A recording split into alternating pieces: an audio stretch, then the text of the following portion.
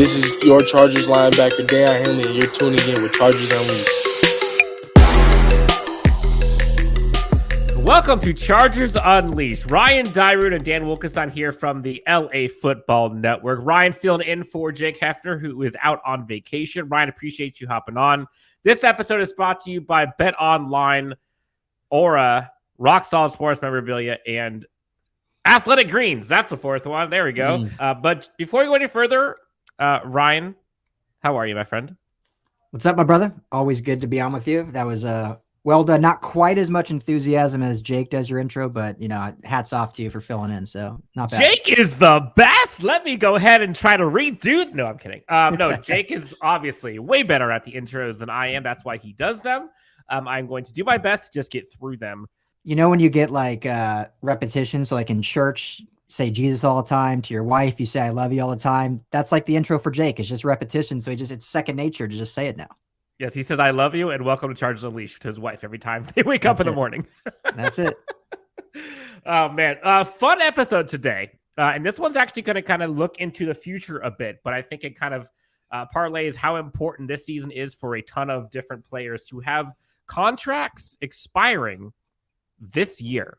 So we're going to get into this, but there are a ton of implications on this list of players, which this list is rather long, who have a contract expiring 2024. And that's not even counting the players who have outs after 2024 in 2025, like a Keenan Allen, like a Mike Williams, like a Justin Herbert has his contract whole situation, like Khalil Mack, like all that stuff aside.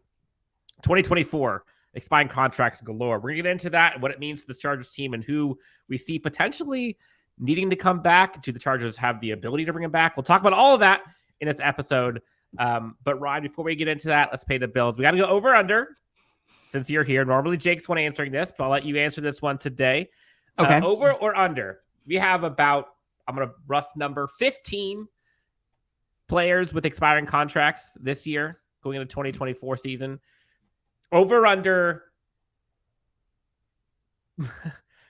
3.5 of those guys brought back. Ooh. I glanced at the list quickly, so I haven't dove in, but I might go under that list. And it's just because, and we'll get, this is what the whole episode's about, but you know, we're going to have so much money for just a select few players. So I'm going to go under, and the best place, my friend Dan, for you to place a bet on over-unders is our friends at BetOnline. Head to betonline.ag today. Use our promo code BELIEVE. That's BLEAV. Gets you a 50% welcome bonus on your first deposit. That's free money to play with. Put in $100, you get $50 free to go bet on the Padres to lose or the Rockies to lose or maybe the Dodgers to win. Whatever you want to do. We got the NFL and college football both coming up. So a lot of futures bets, and all of it's done at betonline.ag. Promo code BELIEVE. Tell them the gentleman at Chargers Unleashed and LA Football Network sent you. Wow. Smooth like the freshly warmed butter out of the microwave. Like, that's impressive. That was good. Look at you with the ad reads. All right, so let's get into this. And I don't know if people really understand how big this list is of guys. So large. For folks watching, I have it shared on the screen. For folks listening, we'll do our best to kind of read this one through. But this list is long. But bear with me. I'm going to read off the players who have contracts expiring this season: Michael Davis, Austin Ekeler, Austin Johnson, Kenneth Murray, Gerald Everett, Josh Kelley, Alohi Gillman, Amen Ogbagamiga, Easton Stick, Jaylen Guyton, Nick Williams, Will Clapp, Keeman Hall, Keelan Doss, and Darius Shepard. That's a lot. That's a lot. And big names: Mike Davis, Austin Ekeler, Austin Johnson, Gerald Everett, Kenneth Murray to some degree, Josh Kelley, Alohi Gillman. All these guys are like big contributors to this team right now. Yeah. Easton Stick. Let's not count on Easton Stick. Yes. I think his days are numbered with Max Duggan behind him, technically. Yes. But just looking at that list in totality, names like Michael Davis, Austin Ekeler, Austin Johnson, and Gerald Everett, to me, those are probably the four biggest names that have the biggest impact if they are to not re-sign on this team. Have you ever Googled yourself and were shocked to see your personal information exposed on one of those public listing sites? Data brokers are making a fortune selling your information to robocallers, spammers, and others who want to learn more about you, like where you live. We've been trying to reach you concerning your car's extended warranty. That's why I'm excited to tell you about today's sponsor, Aura. Aura can identify data brokers exposing your info and submit opt-out requests on your behalf, and brokers everywhere are legally required to remove your info if you ask them to, but they make it super hard to do. So let Aura handle that for you. You could try Aura for up to 2 weeks using this link that we're going to put up here on the screen.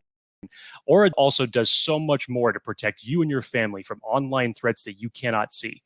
So make sure to check out aura.com/Chargers Unleashed to get a 14-day free trial and see if your personal information has been leaked online. So each of these have storylines, which I think is kind of crazy. So let's just start at the top. Mike Davis, 3-year, $25 million deal. He's on his contract year now. Was on a recent episode on a podcast talking about how he wants to take more risks, wants to try to get more interceptions on a contract year, bet on himself. Couple that with the uncertainty of a rehabbing J.C. Jackson, got Asante Samuel Jr. entering year 3, Jazeer Taylor on the up and coming. Like, I don't know how the Chargers bring back Michael Davis. I'm just going to simply ask that. How, in what world, Ryan, is Michael Davis brought back to this Chargers team in 2024? Yeah, I mean, it's tough because so much of Michael Davis's future with the Chargers is riding on, as you alluded to, JC Jackson with the Chargers. And if JC, all signs are pointing that he'll be back, which is amazing in training camp. To what degree we'll see, but at some capacity he'll be on the practice field, and it's looking like everything we keep hearing is he could actually be ready by game day and get some reps in live action in games. So if JC Jackson ends up being the JC Jackson that was signed last year, we already know how good Asante Samuel Jr. is. I think his ceiling, he still hasn't even reached that yet. So if you have 2 peak guys at that time, then it's going to be really hard, no matter what Mike Davis does this year, to bring him back. So there's kind of 2 factors I look at with that, Dan, is if those 2 guys play and perform well, Mike Davis can do 2 things. Either he underperforms and the Chargers can bring him back on the cheap. I don't know if fans would want that or not, but they can bring him back because he underperformed, or he's going to outperform and he's going to go get paid somewhere else because the Chargers, they'll price himself out here in LA. So really the only way he's back is if either he plays really badly and the Chargers say, well, you're still better than what else we got, or JC Jackson never actually makes it back onto the field and out of necessity they have to bring him back or whatnot. So it's gonna be tough though. I mean, what do you think? I don't know how he returns. I really don't. Which is kind of wild. I think that kind of talks to like the run it back mode. Like the Chargers seem, and Jake and I talked about this in a previous episode, but it seems like these Chargers were in a 2-year window of like win now mode last year and this year. Last year didn't work out. Although there were steps taken, last year didn't work out. With the contracts of Mike Williams, Keenan Allen, Michael Davis, you got Asante Samuel Jr., obviously the impending Justin Herbert contract. You've got so much big money along with JC Jackson all spent for this kind of go for it now mode. Yeah. This seems like the all-in year or the last of the 2 all-in years. And so it's not just Michael Davis, but like I feel like Michael Davis, Keenan Allen, Mike Williams, Khalil Mack, Joey Bosa, like all those guys are kind of in that bucket of like Gerald Everett too as well, Austin Ekeler in that category. All those guys are like, this is the year. Like, you got to put your blinders on past 2024. Let's just focus on this. But like, well, I like Michael Davis. Yeah, I just don't know how the team financially can bring him back when they have Asante Samuel Jr. and JC Jackson. Well, and let's just put this out there just for data and facts sake. Like, even with all these expiring contracts, as of right now in 2024, the Chargers are $60 million over the cap. So they're going to have to restructure a lot to get just under the cap. And that's not even re-signing anyone. So basically what you're saying is just, we'd love Vato to be back, but it's just, the money, I don't know where the money's going to come from. No. And maybe they cut bait with JC Jackson and they dump a bunch of salary cap, but like that doesn't make sense financially, I don't think, to do. So I don't even think that's really an option without some serious loss of money. So Michael Davis. The Chargers aren't the Rams where they'll just eat 90 million in dead cap. Like the Chargers won't do that. They're always one of the lowest dead cap teams in the league. I don't see that changing. No. And so that brings into fold like just the roster construction, right? Like we're already talking about the Chargers potentially needing to bring in another corner for this year to help with. Maybe that's a Bryce Callahan, or maybe it's another free agent. But after those three corners we talked about, you've got guys like Dean Leonard. You've got guys like some of the Taywan Mullins of the world, like UDFAs. Like that's who you're having to rely on if you're not going out and getting a free agent. And that's with Michael Davis. So that's what makes, Brandon Staley talked about how important it is to draft DBs every year. That's why this is important. So another one. This is not meant to be like a doomsday for Chargers fans after this year, but it's just like a holy crap, this is the all-in year, and next year's draft class is going to be important as the underbelly of the team. Yeah. Austin Ekeler, obviously, has been talked about ad nauseum with that contract situation. We don't have to belabor that. But let's just couple Ekeler and Josh Kelley in that. Those two guys are out of contract after this year. And the only one on the roster would be Isaiah Spiller at your running back position. Now, realistically, Austin, I don't know what happens with Josh Kelley. I don't know. This is a big year for him, but it's also a big year for Isaiah Spiller. This is a big year for Austin Ekeler on a contract year, but it's also a big year for every other running back in a contract year because the running back situation is kind of weird. Of those two, who's the more likely to return? Of those, unless Josh Kelley blows up this year, Josh Kelley, I think will be back on just like a vet minimum after that, going into, it'll be his, fifth season going into or fourth season. Ekeler, I hate saying this because I love Ekeler, but outside of him, like absolutely wanting nothing more than to play his career as a Charger, I'd be shocked if he's back after this contract. Which there's no signs that point to that, considering how this whole offseason negotiation program went. Like there was never like, I want to be a Charger for life. I don't think I heard that once. No. And here's the reality. Like I've talked a lot. And again, I mean, no disrespect. Love Austin. We've met Austin Ekeler. I love what he brings to his team. So, but if we're just talking dollars and business, the running back market is just terrible, unfortunately. And even if he goes out after this year wanting more money, he may not get more than $4 million a season. Even at $4 million, the Chargers can't give him that. So it would be even less than that if he wants to stay. So I would be the Chargers are basically, we'd love to have you back, but will you play for $1 million, 1.5? Like it'd have to be like a cush, like Morgan Fox deal for them to bring him back. And even that, I don't know how they're going to do it. It's unfortunate. And I think that kind of points to a lot of people were talking about Bijan Robinson being a possibility this year on the draft. A couple running backs were talked about in earlier rounds and later rounds. Chargers didn't go that direction. We don't know what we're looking at with Isaiah Spiller. He basically got nothing last year in terms of opportunities. So this is kind of a prove-it year for the entire running back squad on this team. But that's a lot of question marks. Like, if you were to tell me right now that going into next season, the only person that we have to trust on this team is Isaiah Spiller, who we know nothing about in the NFL. It's a little scary, if you ask me. Just saying. Next kind of tier I think I have is Austin Johnson, Gerald Everett, Alohi Gillman, Jaylen Guyton. Those are probably the next tier of, I guess, contributors to this team. Gerald Everett probably at the top of that. That position, again, we just missed out on what was arguably the best tight end class in decades. Chargers didn't go tight end. They got Donald Parham that they signed to a 1-year deal. Like, I don't know what it's going to look like without Donald Parham, without Gerald Everett. I'm not sure. Like, the chances of Parham being back, probably better than Everett for sure. But I don't know. I don't see a chance Everett comes back either, especially on this contract. Yeah, I mean, the big, at least if we're talking strictly tight end, the big factor, non-denominator, we're going to call it here, is Kellen Moore and what we've been able to see him do with lesser big name tight ends over his career with Dallas and turning guys like Schwartz into big time contributors coming out of nowhere.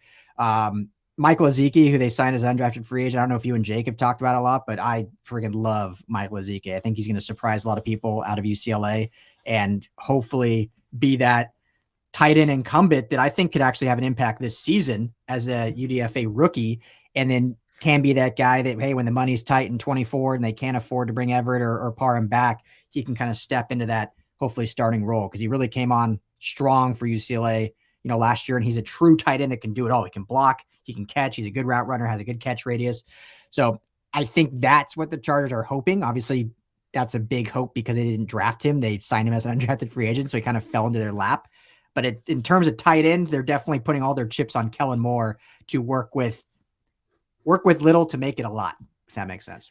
It does. And I will say, I may have made a little bit of a boo-boo, which is totally fine. But there's more to this list that are going to be free agents this year. So boo-boo. This is live television, folks. Let me see if I can do this. Let's see how this works. Stop screen, share screen, present, window, bam. These are the other guys that are going to be free agents after this year. Larry Roundtree, Cameron Dicker, Ty Shelby, Tyreek Maddox-Williams, Foster Sorrell, Chris Hitton, Raheem Lane. Like all these guys. Yeah. You're a fellow LAFBer. You cover the Rams a lot. They have one of the largest number of rookies in the league on their roster right now. Like Chargers may have to become that because of their roster situation. Who knows? Yeah. I mean, you got to think of this bottom before we jump back up to the top. Out of this remaining, what is this, 7? You got to think only probably Cam Dicker is someone they're going to try to retain. And that we don't even know because you don't know what's going to happen between him and Dustin Hopkins. And I think Daniel Popper alluded to the fact that he thinks that Dustin Hopkins is going to win that job. Yeah. I mean, I don't know.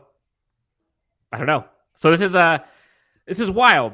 This is wild. So tight end, Gerald Everett, out of contract after this year. Can he come back? I don't know. After that, what are your thoughts? I mean, Austin Johnson comes to mind. Do you see him able to come back? I haven't seen much from him because he got hurt early on. Yeah, I like Johnson, but I think the Chargers have done a really good job at adding a ton of depth at the defensive line. I know that's been a point of emphasis and also a point of contention just because they haven't necessarily seen the results and there has been injuries, but they've done a great job of adding depth. Abonia, who I know got injured last year, but he'll be back, hopefully healthy. Gerard Clark, who I think both you and I loved as a UDFA that they were able to sneak in there. And so I think that's one position that they just won't spend on, and Scott Matlock and whatnot. So I would be pretty surprised if Austin Johnson is brought back just purely based on numbers. He'll just be kind of the odd man out. And if they don't have to spend at that position because of the young depth, then why would they? Oh man. So you look at guys like Hunter Kampmoyer, like those guys that are now like potentially going to have to be thrust into big roles if these guys are gone. Alohi Gillman has become kind of a crowd favorite, and Derwin James has talked about him and kind of the reliability that he has and his presence and all that. I don't even know what his market would be. Like he kind of has like I don't want to say poor man's. He has kind of a Eric Weddle vibe, but less so in terms of kind of the ceiling. I don't know what his market would look like. So like I could see him potentially returning, but then you look at the roster construction, you got JT Woods that you're hoping to see something from. Like you've got secondary guys, Mark Webb, you've heard nothing about. Like Derwin James needs help next to him. Alohi Gillman right now is the best option. John Johnson's still out there in free agency. I don't know. Yeah. I mean, this is a huge season for Mark Webb and JT Woods, even though they won't be slotted as the starters, but just to kind of prove if they can take over if they decide. Because I don't think Alohi Gillman, again, we'll see how the season goes. This is so much projecting a full year out, but I don't think he'll have. And we just see safeties in general after this season haven't had a huge market. Haven't had a huge market. But I mean, again, the Chargers are going to restructure some stuff, but the Chargers may have no market. So little market is different than no market. And right now they really have nothing that they can offer at this point. Yeah. The underbelly of the receiving core is interesting.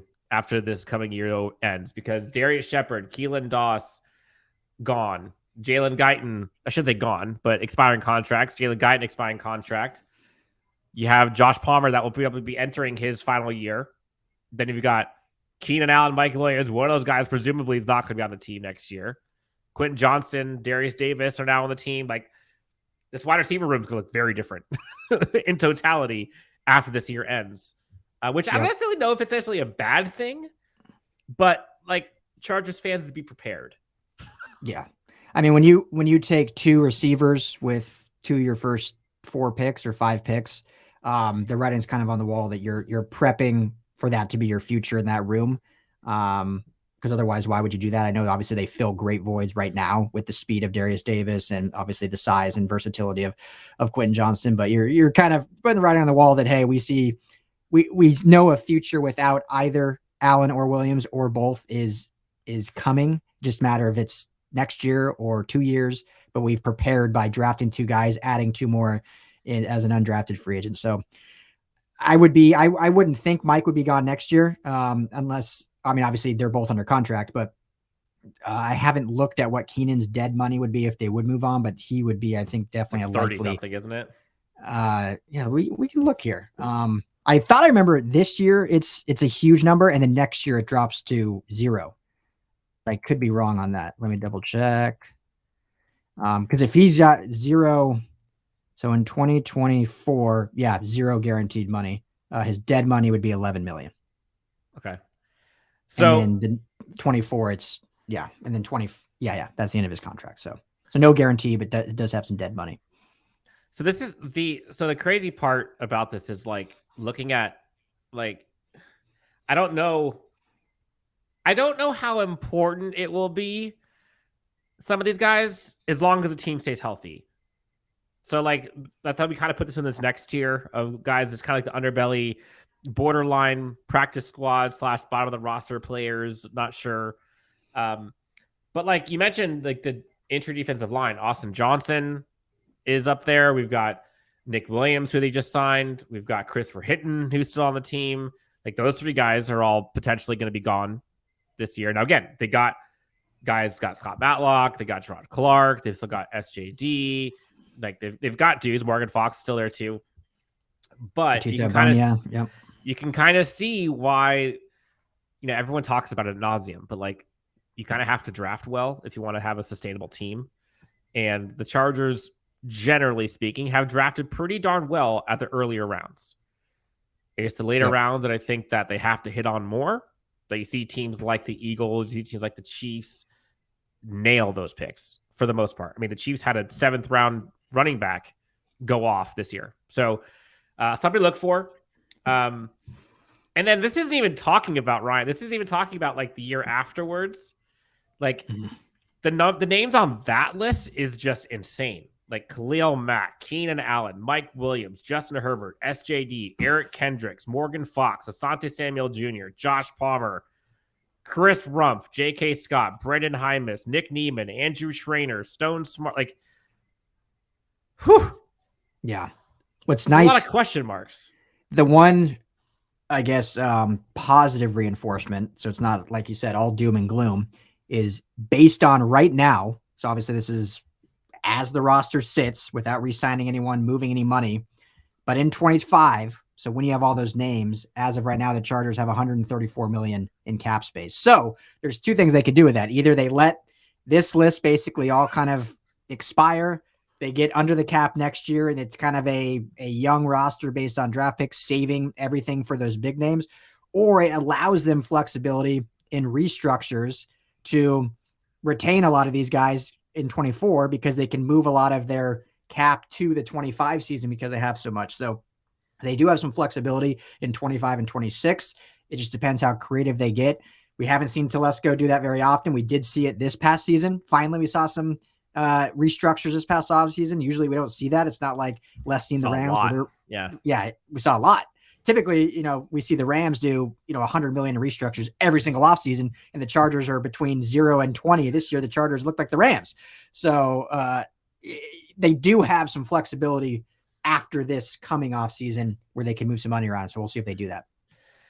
So I guess like looking at this big picture. So I would imagine like the Chargers have to look for a running back in next year's draft with Ekeler, Kelley, Roundtree, all presumably not on this team, or at least large possibility. You would imagine they're definitely going to go corner because Keeman Hall, Michael Davis, don't know what's going on with J.C. Jackson. Like those guys are all gone.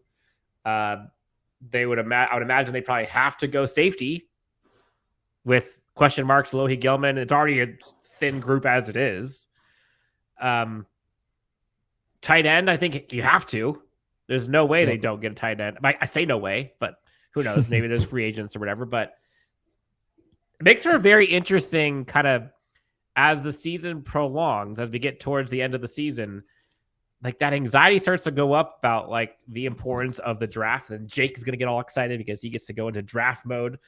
But yeah, the names at the top, I think, are just household names on this team that you've seen for so long that you've kind of like grew up looking to root for since they've been on the team. Like Michael Davis, household name now. Like folks love him on a second contract. Austin Ekeler, undrafted free agent. Both those guys, undrafted free agents, and are making bank and are doing well for this team. They've improved consistently. Like it's going to be a weird world when those two plus one of or two of Mike Williams, Keenan Allen, Khalil Mack, Joey Bosa aren't on this team. Yep. But like it's coming. Yeah, I mean, sorry to cut you off, but you sadly, Chargers fan, and this is a better place to be than other teams. But when you have a quarterback, a top 5 quarterback like Justin Herbert, who's going to command $50 million a year, you kind of have to accept that you're going to have Herbert and maybe one other premier guy that you can call your own for an entire career. Outside of that, it's going to be plug and play rookies. It's going to be late veteran, low dollar contracts, and gone are the days of you having 6, 7, 8 guys that are play for the Chargers their entire career. Because when your quarterback commands 20% to 30% of the entire cap, you can't have Herbert, Bosa, Mack, Allen, Williams all on the same team anymore, except for maybe 1 year, which is what they're doing this year. So it's kind of the reality of the NFL now. You look at the Chiefs. I mean, they're the gold standard, and outside of Kelsey, Chris Jones, and Mahomes, they've basically fluctuated their roster up and down all over the place, adding new names every single year. So that's kind of the way the NFL is going to go from now on, unless a quarterback decides, you know what, I don't need to be the highest paid. I'll just be mid-tier like Brady did for so many years, and that's why they were able to keep those Patriot teams together. But I don't see any quarterback doing that anytime soon. So we'll see. Probably not. The wild part, as you were kind of going through, I was just curious how different the numbers look in these contracts this year to next year. So looking at 2023 numbers, Ryan, so top cap hit numbers for some of these guys, J.C. Jackson, $17 million, Khalil Mack, $16 million, Joey Bosa, $15 million, Mike Williams, $13 million, Corey Linsley, $13 million, Keenan Allen, $12 million, and surprisingly, Austin Johnson is up there with $9.5 million. Okay. Listen to these numbers in 2024. Khalil Mack, $38 million. Joey Bosa, $36 million. Keenan Allen, $34 million. Mike Williams, $32 million. Yep. Derwin James, $19 million. J.C. Jackson, $19 million. Corey Linsley, $14 million. SJD, $10 million. That's not going to stay. It just can't. Now, I think there is some middle ground where with these contracts, look at the Chiefs, for example. Like they have Chris Jones, they had Frank Clark, they have Travis Kelce, they have Mahomes, obviously. Like you can retain some top talent, but like it's either going to be the top talent or it's going to be those rookie contracts, vet minimum type deals. Like there isn't that underbelly they're going to be able to get away with. So like the SJD contracts, you're not going to be able to get. The Austin Johnsons, the Gerald Everetts, those type of contracts, like the 3 years, $25 million or so, you're not going to see those. So that's a lot of money. It's crazy, the stark contrast of this year versus next, which points to, again, the importance of that 2-year window last year and this year. And, people talk about like it being an all-in year. Like this is an all-in 2 years. And after these 2 years, technically you could be all in, but financially it's going to look very different. Like you're not gonna be able to spread the wealth when 50 million plus is going to be going to your quarterback. It's just simple math. Now, salary cap goes up. In theory, you should be able to get some guys, but everyone's going to get more money. Everyone wants it. So crazy. All these money figures are just bananas when you think about how much money we're talking about here. Some of these guys, like $38 million salary cap hit. Like, that's crazy. But it's the NFL. NFL's big money, and that's why they pay the Tom Telescos of the world the money they do, is because they have to figure all this stuff out. Anything else you wanted to kind of talk about with the cap hit impact and what that means for the seasons moving forward? Yeah, one just last thing I'll double click on that is, there's ways to get creative with it, obviously. But at some point, the bill is going to come due, and you're going to have to, like we've been talking about the whole time, you have to just draft really well. Like you look at the Chiefs, who we've been talking about. If you look at them this year, they got Mahomes as a 40 million cap hit. Chris Jones is a 29 million. Thuney is a 23 million. And then Kelsey's only 14, Reed's 12, and the rest are all below 10. So they got basically 5 players in double digits. The rest are all below double digits. So, and they're like 7th highest paid players, Harrison Butker, their kicker. So they drafted well. They have good rookies. They seized the opportunity on that window of the last year. I think they're still going to be a good team. Do I think they're going to be, in my opinion, a dynasty? Unless Mahomes, as weird as it sounds, does some sort of pay cut in some way. I don't see it, just because you don't get lucky every year that your rookies play to that level. But for those out there, I basically am saying that because for those saying like, well, look at the Chiefs, they have all these stars. Well, just go look at their numbers. They don't have 10 players in 20 plus million cap hits. They have 2, and all the rest. And look at the guys they had to get rid of too. Like Honey Badger isn't there anymore. Yeah. The interior defensive line some of them aren't there anymore. Yeah, like look at Tyreek Hill's not there anymore. Year 24, we were just talking about the Chargers cap hits with Keenan and all these guys at 38 million. You look at they got Pat Mahomes at 46 million, which is going to be the standard for star QBs. Thuney at 22. Everyone else is 15 and under. So or they got Juwan Taylor at 24, excuse me. But after that, everyone is 15 and under. After 5 guys, it's all 8 and under. So it's a crazy window, but you got to hit on your drafts. You got to be smart in how you restructure, and you just got to hope your out of world quarterback can carry the rest. And so that's what I hammer that home a lot. Herbert's there. He's top 5, top 8, but for him to get top 3, he's going to have to shoulder that load. And I know people are saying like, well, he did that last year. And yes, he did, but he's going to have to do it his entire career, because that's just the way the NFL goes. If you're making 50 million, you got to shoulder the load, because guess what? There's only going to be 3 other guys in your team making close to you. The rest, you're all going to be single digit rookies that are hungry to play. And you got to in reality, as a quarterback, you're not going to have 3 other players making as much as you. Like, you're going to make double the rest of the other guys. Yep. Exactly. So look, draft season is year round. For the Chargers, though, it literally is. And I think you're going to see a lot of people start looking at draft stuff earlier than usual these next few years because of the situation they're in. Again, not a bad situation, but it's kind of the new world of this team with the quarterback on a expiring rookie contract. Yeah. Ryan, appreciate you coming on, man. Oh, go ahead. Last thing I'll say, just because I think it's a good point. And I don't want to keep talking about the Rams, but I think they're a good comparison since we cover both. A lot of people will say, well, look at the Rams always were able to, sign big names and do this and that. When you look at the way the Rams did things outside of all the crazy restructures, and obviously their bill came due, and that's what we saw this last offseason with them shedding everybody. But one thing everyone doesn't think about is the whole not having a first round pick for the last 10 years. You know how much money you save not paying a first round pick? Like, first round pick automatically is making quadruple what the rest of your draft. Like, they can have, the Rams have had for the last 5 years entire draft classes that make the equivalent of 1 first round pick. So that's something too that maybe the Chargers have to get creative with that and say, hey, we're going to trade our first round pick, trade back. We'll have more picks to fill roster spots. Just don't make it a third round. Don't make it a third round pick. Chargers fans are mortified whenever the third round comes. Yes, it's a scary place. So anyway, interesting though. No, that's an interesting point. I actually never thought about that. Oh, but can you imagine the Chargers fans having to like watch first round picks go away and having just watch all the late round picks? Now, people talk about like the idea of, I'd love to trade back. Yeah, but you're also going to be sitting there just cringing the whole first and second round. That's a lot of people that go away. It's a lot less fun. A lot less fun, that's for sure. It's more stressful, that's for sure. Ryan, appreciate you, man. Thanks for coming on. What are you up to these days?